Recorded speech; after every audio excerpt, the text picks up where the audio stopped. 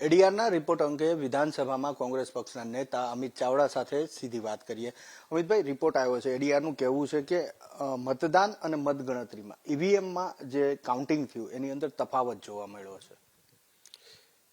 ચૂંટણી પંચ એક સ્વાયત્ત સંસ્થા છે અને દેશમાં ફ્રી એન્ડ ફેર ઇલેક્શન થાય, લોકોનો જે વિશ્વાસ છે એ મુજબની પ્રક્રિયા થાય, એની જવાબદારી સંપૂર્ણ ચૂંટણી પંચની છે।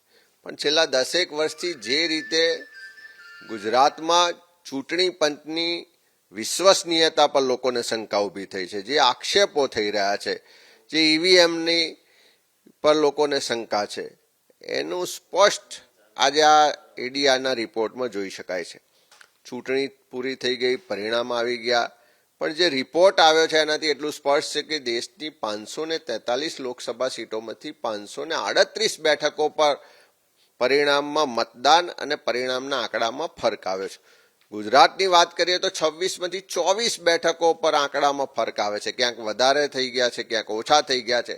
એનો સ્પષ્ટ મતલબ છે કે લોકોની જે શંકા છે કે ચૂંટણી પંચ ઈવીએમમાં ક્યાંક ને ક્યાંક ગોલમાલ થાય છે, ક્યાંક ને ક્યાંક કોકને જીતાડવામાં એનો રોલ હોય છે, એ આ આંકડા પરથી સ્પષ્ટ થાય છે। ત્યારે ચૂંટણી પંચે લોકોની જે અવિશ્વાસ ઊભો થયો છે, લોકોને જે શંકા છે, જે આંકડાનો તફાવત છે, એનું સ્પષ્ટીકરણ કરવું પડશે।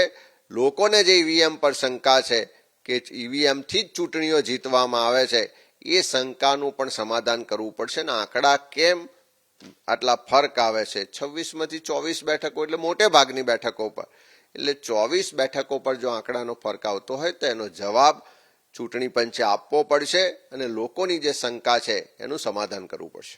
અમિતભાઈ, ગુજરાતની જ વાત કરીએ, 24 બેઠકો ઉપર તફાવત આવ્યો છે। એમાંથી મોટાભાગની બેઠકો એવી છે કે જ્યારે મતગણતરી શરૂ હતી ત્યારે કોંગ્રેસે બેઠકો ઉપર આગળ હતી। આણંદ તમે લડતા હતા, તમે શરૂઆતમાં આગળ હતા, પાટણ ત્યાં પણ કોંગ્રેસ આગળ હતી।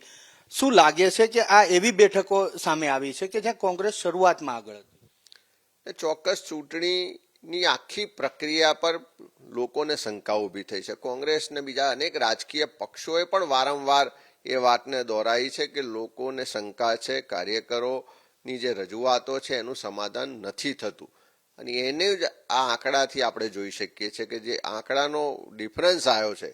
અને હજુ સુધી ચૂંટણી પંચ ચાલુ કાઉન્ટિંગે પણ જ્યારે અમે વાત ઉઠાવી હતી કે ભાઈ કેમ આ ડિફરન્સ આવ્યો, ભલે આંકડાના ડિફરન્સથી પરિણામ નથી બદલાઈ જતું, પણ આંકડાનો ડિફરન્સ આવો એ જ બતાવે છે કે આ ચૂંટણી પ્રક્રિયામાં આખી જે પદ્ધતિ છે, જે ઈવીએમથી કાઉન્ટિંગ થાય છે, એમાં પણ લોકોની જે શંકા છે આને બળ મળે છે।